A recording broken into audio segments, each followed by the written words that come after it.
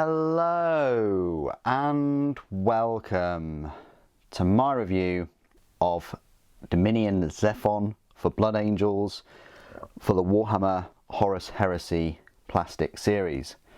Now Zephon will cost you £19. When I first purchased him, he only cost £18. I would still pick him up for £19 because I think it's a great kit. If you haven't already watched my Fafnir Ran review, I'd go and watch that because I do talk a bit in depth about the kind of whole product and package, you know, together, along with like the really cool instruction guide, which you just don't get with the resin miniatures from Forge World. So we're going to have a close look at Zephon, look at his spare parts, his option, of which there is only one. And that's his head. He has a helmeted version and a helmetless. I think that would be a great standard. I don't know whether that's possible, but for all of the Horus Heresy miniatures, the plastic ones that are coming out, if they have both a helmeted and a helmetless option, that would be fantastic. If you want to know about his rules, just type in Zephon into the Warhammer community website, and Games Workshop have conveniently allowed you to have a look at the rules for free there. The rules don't come in this box set. So that will be the format of the review. We'll look at the detail. I'll go through some size comparisons with other resin miniatures and some plastic miniatures, and then I'll go through all of the rules for Zephon at the end. So here he is, this jump pack unit character for Blood Angels. He's on a larger Terminator base than Fafnir Ran. I'll put that out there, and I think he suits. I think it suits him. If he was just on the 32mm, he would look very cramped and he'd like spill over the base. I've sort of glued him maybe a bit too far off of the base, but I wanted to get that sense of, you know, him leaping at the enemy. So that's why I've gone for there. I mean, if I move that rock more forward, he'd be even more, you know, spilling over the base, but he only just spills over a little bit. Plenty of detail on him.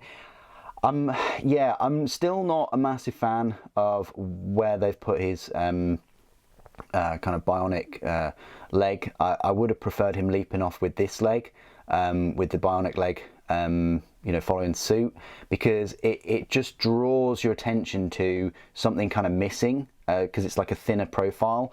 But other than that, fantastic mini, fantastic pose. I like the double-handed blade. The beaky helmet is fantastic. There's been a lot of look at beakies. I'm not a massive fan of the shoulder pauldron, that it's in two parts and you have to glue it together, and then there's a bit of cleanup involved. It would have been better if it was just one part. Maybe they can only do it.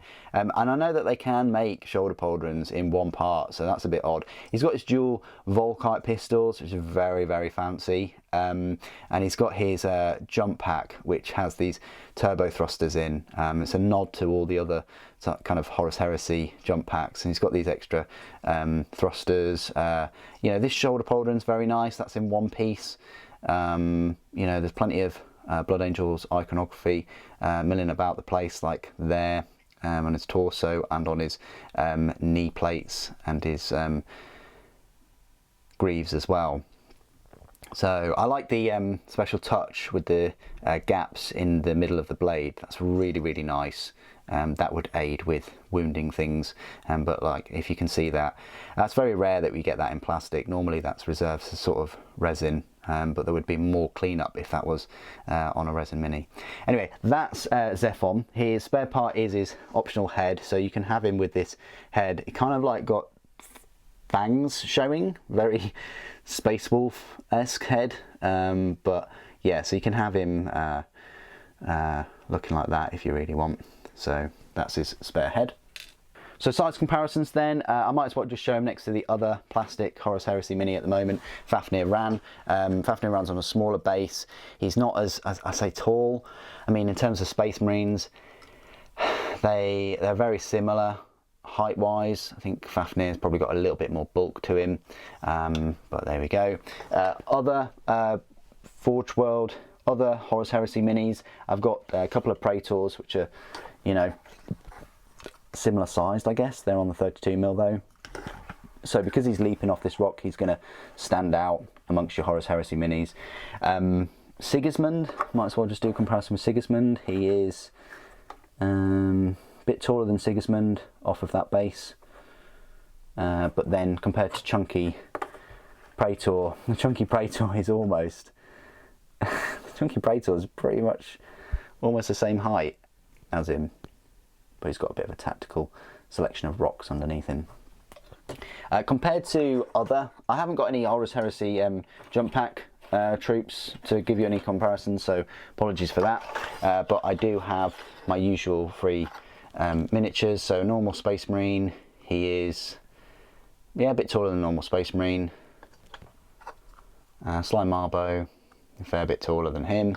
And then a Primaris. Primaris, just from the base at least, goes up to his shoulders.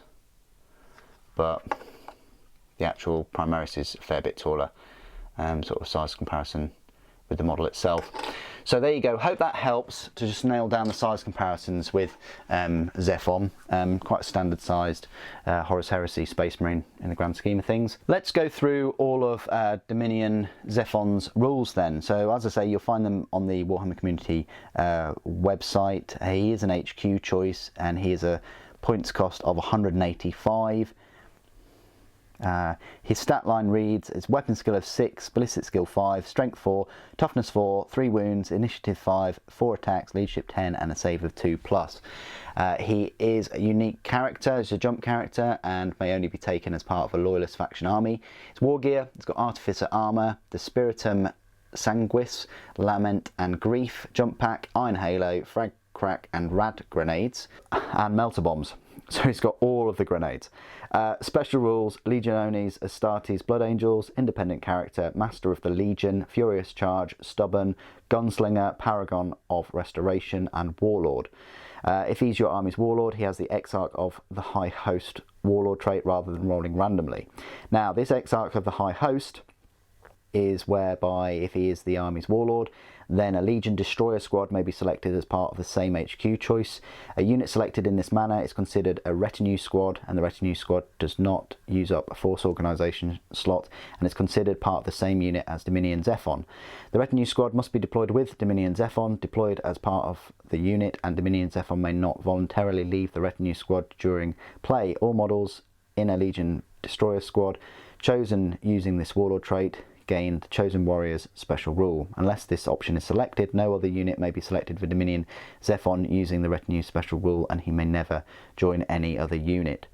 Paragon of Restoration. It gives him a Feel No Pain 5+ special rule, and in addition, the first time in any battle that Dominion Zephon loses his last wound or is otherwise removed from play as a casualty, the controlling player must immediately roll a d6. On a 4+, he remains in play with a single wound remaining instead of being removed or destroyed. Very nice. So he gets his Feel No Pain and he's got a 50-50 chance of staying alive. The Spiritum Sanguis. It is a melee weapon. It pluses his strength by 1, so that's strength 5. AP is 2. It's two-handed, sweeping strike and master crafted. Sweeping strike is a rule whereby if he's in base contact with more than one enemy model at the initiative step in which they fight, they gain +1 attack, so he gets an extra attack. Lament and Grief are his 2 Artificer-made Volkite Serpenta pistols. Their range is 10 inches, strength is 5, AP is only 5, but it is a pistol to deflagrate and blind special rules. So there you go, nice set of pistols. You know, he's got his ballistic skill 5, lovely sword there, getting his 4 attacks. And you can have him as a little retinue squad as well.